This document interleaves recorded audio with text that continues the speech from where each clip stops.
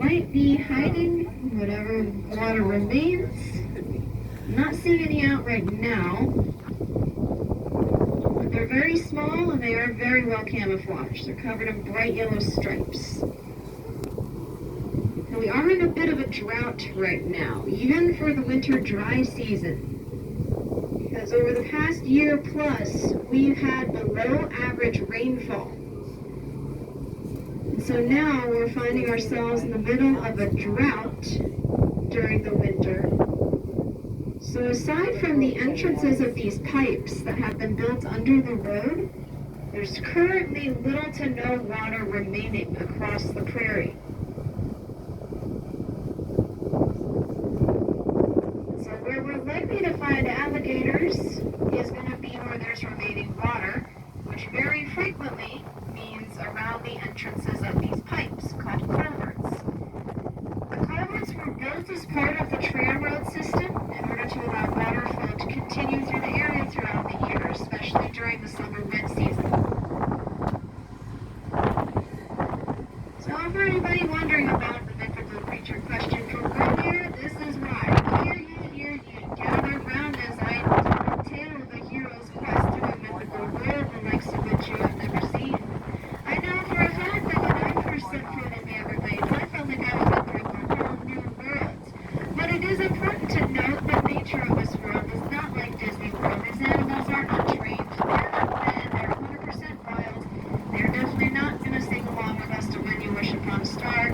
The nature of this world is very much more wild and more intimidating one, not unlike some of the other iconic fantasy worlds of lore, like C.S. Lewis's Narnia, or J.R.R. Tolkien's Middle-earth, Lord of the Rings. And about 90% of Everglades National Park's total 1.5 million acre area is designated wilderness, meaning no permanent human impacts are allowed on the landscape, such as buildings or motorized modes of transportation. So since we are currently traveling in a motor vehicle, it is confident to say that we are not part of the wilderness part of Everglades National Park, but it's not far of a walk to get there. All you'd have to do is go about 300 feet or 100 meters off the road to the east, off to the left, in order to get into the part of the park that is designated wilderness. The Everglades is an environment of extremes. Depending on the time of year, this place could be flooded or completely dry. If your first impression of Miami was both tropical paradise, that is not 100% true because we are not 100% tropical. We are referred to as a subtropical area because we represent a narrow area of overlap between temperate and tropical environments. So we represent the southern extreme of range for many temperate species, like the alligators, that are common throughout the southeastern United States, and we also represent the northern extreme of range for many tropical plants and animals that are more common further south in the Caribbean and Central and South America. Now with it being unusually dry out here right now, one thing we are seeing a lot of is a lot of bare exposed limestone. If you see white jagged rocks sticking up on either side, that's the limestone bedrock on which the Everglades sits. It's the foundation of this entire environment. And during the normal wet season, most if not all of that rock would be completely underwater. The season is December to April. And we do have a better view of an alligator now on the left, and this one does have a baby out. You can see a tiny little baby swimming in the water right behind the mom.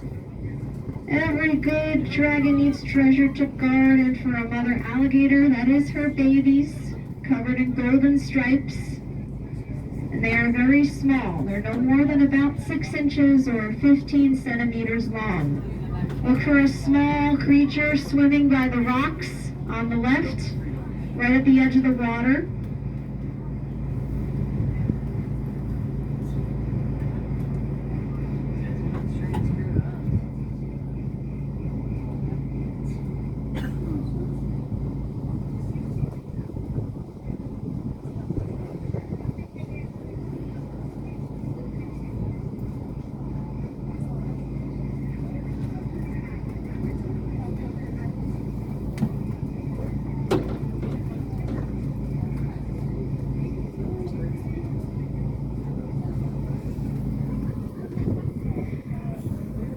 baby alligators are not entirely defenseless.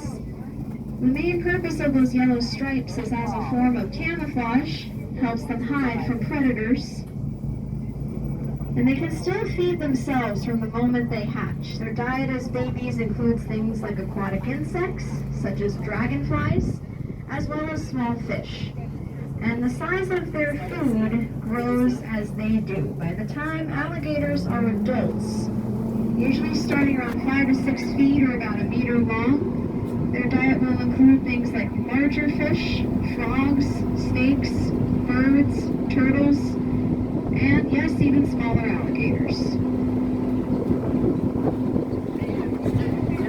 Babies will stay with the mom for about the first 2 years of life for protection. They'll gradually branch off on their own after that. So a mother may have multiple generations of babies from different years staying by her at any given time.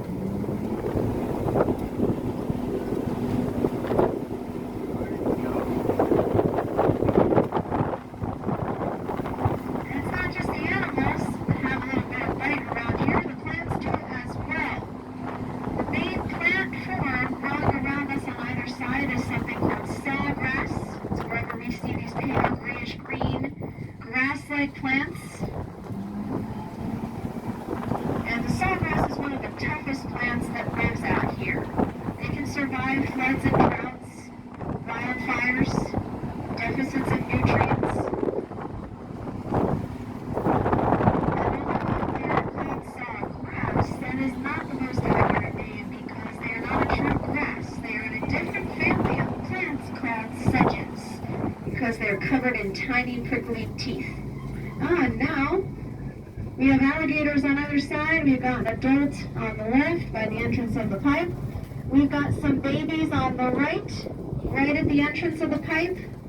A whole pile of them. These look like 1-year-olds.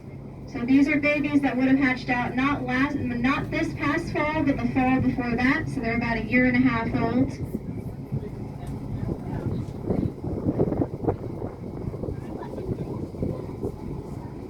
They cannot generate their own body heat. They need the environment to do that for them. So if an alligator needs to warm up, it will crawl on land to bask in the sun.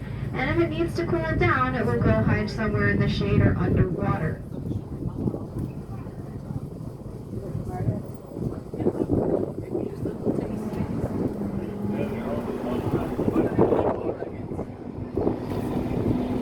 Cold-blooded animals also snap is one reason why we are still considered subtropical rather than a fully tropical environment.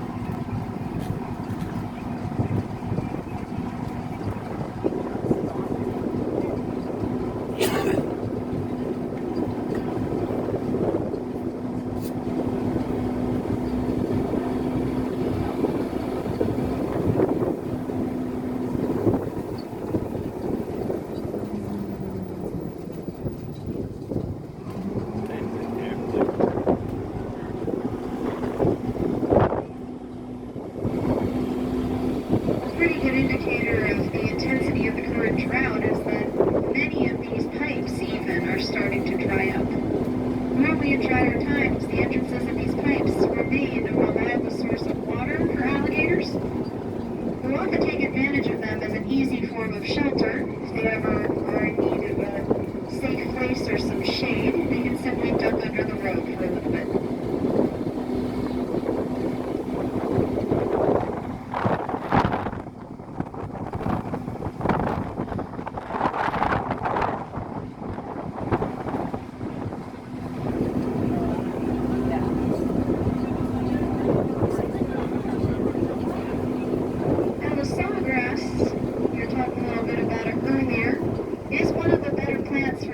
Droughts because of those little saw teeth. So when there's not enough water at ground level, the sawgrass will use its prickly little saw teeth to catch dewdrops in the early morning hours of the day when it's cooler out and morning dew condenses on the leaves of plants. Those teeth will catch little dewdrops that will then be funneled down and absorbed by the roots.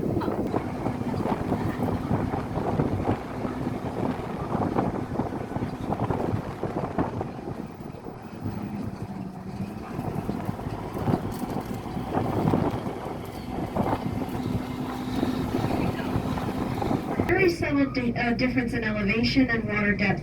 How many here have had to climb maybe a few thousand feet or a few thousand meters up a mountain to get between different habitats? Well, we don't have to do that.